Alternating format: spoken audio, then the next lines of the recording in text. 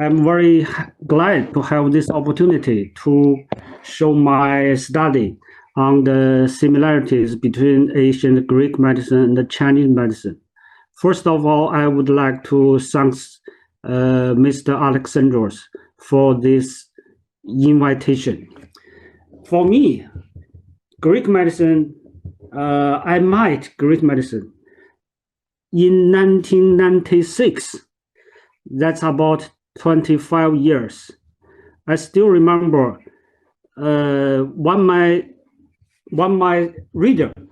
At that time, I published a book on auricular therapy. An American reader, he bought one book, and then we established communication. I told him that I wanted to study the history of world medicine, especially Greek medicine, because I want to compare to see the difference or similarities between the different ancient Greek medicines. And I was very happy that he sent me 8 volumes of Hippocrates. At that time in China, these books were not available. Even today, these books are still very valuable. So I read the book page by page. My purpose is to see if there is needling therapy or any therapy that is similar to Chinese acupuncture in ancient Greek medicine. And although it's a pity that I didn't find a therapy that is similar to acupuncture in ancient Greek medicine, but I was surprised that there are so many similarities between Greek medicine and the Chinese medicine. Let's see the 2 founders of the 2 medical systems. As you see that in Greek medicine, the founder Hippocrates, he lived around 460 to 367 BC. And in China, I think you are familiar that this figure, Qin Yue Ren in Chinese, and also commonly known as Bian Que. Bian means wayfaring. Que is magpie. Magpie is a lucky bird. As you see this figure, his height is a human, and his body is a bird. That is magpie. And he hold a needle, something like needle, to prick his patient. And this happened in China in the areas about 400 BC. That's Warring States period in China. And we found that they almost lived at the same time. And also that they have similar ideas, similar thoughts. So we see the 2 medical canons. One is the Hippocrates. This is compiled about 400 years BC. And also the left is the Yellow Emperor's Inner Classic of Medicine. It's compiled around 100 to 32 BC. And let's see now the similarities between these 2 medical systems. I'll demonstrate their similarities from the following aspects. First is the holistic thinking. Secondly, the dynamic balance. Thirdly, natural healing force. And fourthly, therapeutic principles. And at last, the therapeutic approaches. So you will see that they are both similar in theory and practice. First of all, let's see the Hippocratic concept of the macrocosm and the macrocosm. So it's said by Hippocrates that the natural healing force, natural laws govern all things. And here we see that from the left figure, that the human is between the earth and the sun, right? So we, in Chinese medicine, as we know, we divide the universe into three elements.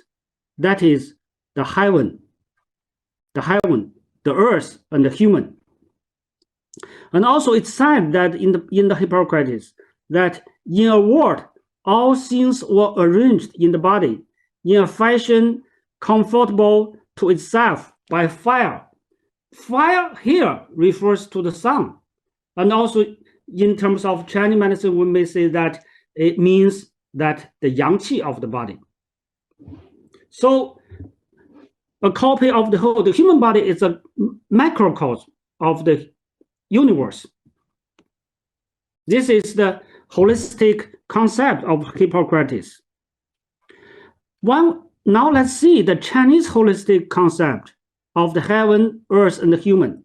Whenever we talk about Chinese medicine, we may ask the question that where we are from.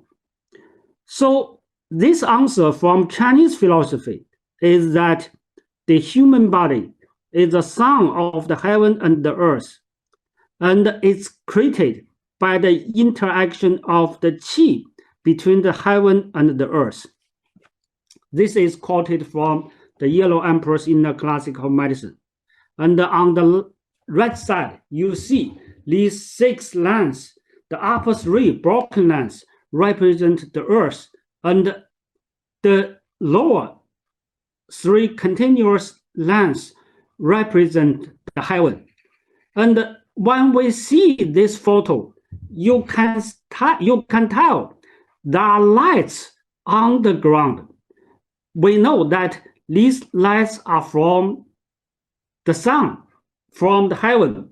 That means that the sun is at the lower part, okay? And also on this photo, we couldn't see the sky, although we couldn't see the sky. But we may imagine that there are some clouds in the sky. The clouds we know are from the water. The water is from the earth. So therefore, this is a typical Chinese figure of the interaction between the earth and the heaven. That is, the heaven is down and the earth is up. So the qi between the earth and the heaven, they interact with each other and engender everything. Okay. So when we talk about the Chinese holistic concept, we may get the following aspects.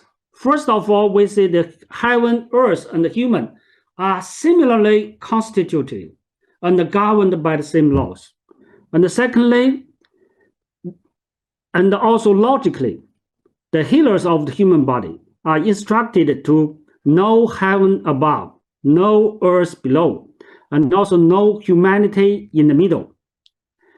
And therefore, according to the Neijing, the wise persons should observe the correspondence between the human and the nature, while the ordinary or the common people, they only can see their difference. This is the difference between the sage, wise persons, and the common people.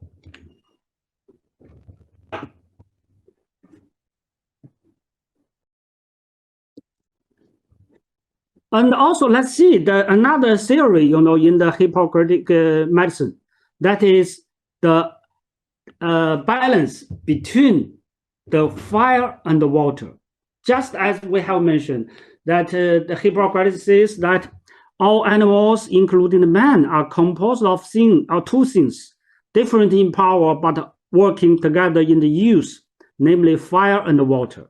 So in Chinese medicine, we may interpret this sentence that the fire is yang and the water is yin.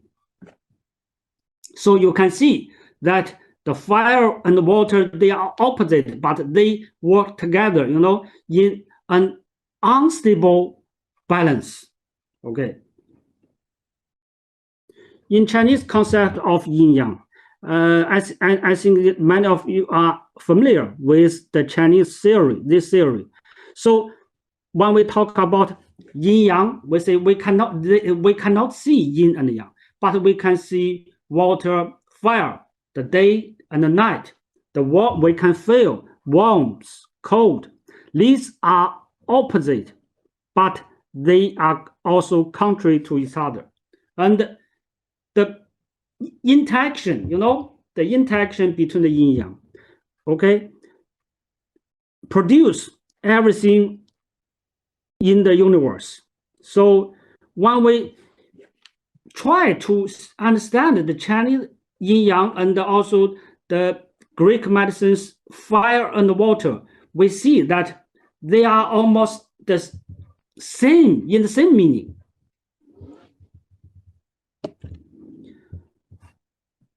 And also according to the Greek medicine, we see that the Hippocrates emphasized the role of the natural healing force, as it said that, okay, the nature heals disease. The inherent mechanisms act automatically as reflexes, much as the reflexes that we use in winking the eyelids or moving the tongue. For nature is active without the training and without the schooling in these essentials. This is from Hippocrates. So today, as you see that when we talk about the pandemic happened in the universe, still we know that the nature or the natural healing force within the body is very important, plays very important role in the treatment of the epidemic conditions. And also it's said that in Chinese medicine, let's see, in the Neijing it's said, no evil could attack the body if one's red qi is strong enough. Or in other words, one's red qi must be insufficient whenever he is attacked by the evils. So here we see the importance of the natural healing force within the body. For the therapeutic principles, according to the Hippocrates, medicine is in fact subtraction and addition. Subtraction of what is in excess and the addition of what is wanting. He who performs these acts best is the best physician. He who furthermost removed, therefore is also farthest removed from the art. So here is the technique, is the principle of the Hippocrates, that is subtraction and addition. And in Chinese, we call reinforce the deficiency, reduce the excess, heal the cool and the cool heat. We see they are almost the same in the principles for treatment of conditions. And also for the therapeutic methods, I was surprised, you know, to see that in Greek medicine, they used raw flax to burn the appropriate vessel to discharge excessive blood or change direction of the flow or promote the flow. As is said by Hippocrates, those diseases that medicines don't cure are cured by the knife. That means by operation or surgery. Those that the knife doesn't cure are cured by fire. That means by cauterization. Those that fire doesn't cure must be considered incurable. This means that cauterization is considered as the last resort for many refractory conditions. And to compare with Greek cauterization, we know in Chinese medicine, we use herbs to warm the body, to dispel cold and promote the flow of qi and blood. And also, as is said in Chinese medicine, those diseases that acupuncture doesn't work are cured by moxibustion. And also, it's surprising for me that in ancient Greek medicine, bloodletting therapy is very common. They used cupping, for instance, today very popular in China, and also used venesection. That means to use a lancet to incise the veins of the body to cause bleeding. And we know that this method is still very popular in China and also in many other countries in the Middle East. Today, when we talk about Hippocrates and the Yellow Emperor, we may say that still they may do contribution to the treatment and also the health of the human body. First of all, we may say that we should try to convert biopsychosocial medical model into the biopsychosocial natural medical model. That means that we should emphasize that the psychological and also natural healing within the body play a very important role. And secondly, to change allopathic management to enhance of internal healing force and also harmony with both organic and inorganic world. Today, we know that, for instance, when we try to manage the pandemic, even in terms of modern medicine, it's also suggested that to reinforce the immunological activity is of the most important. In terms of ancient Greek medicine and also Chinese medicine, we may say that is to strengthen the body's healing force, natural healing force. And finally, to return to the original value of physical exercise. Physical exercise, we know that in Greek medicine, the Olympic game. In Chinese medicine, we say the Tai Chi box. Both are trying to strengthen the body and to strengthen, we say, the natural healing force within the body. This is my interpretation about the similarity of Hippocrates and the Yellow Emperors. Imagine that these two figures 2,000 years ago, more than 2,000 years ago, if they could communicate with each other, I'm sure that they would also be surprised that they have such similar ideas and also techniques. Thanks all for your attention. That's all.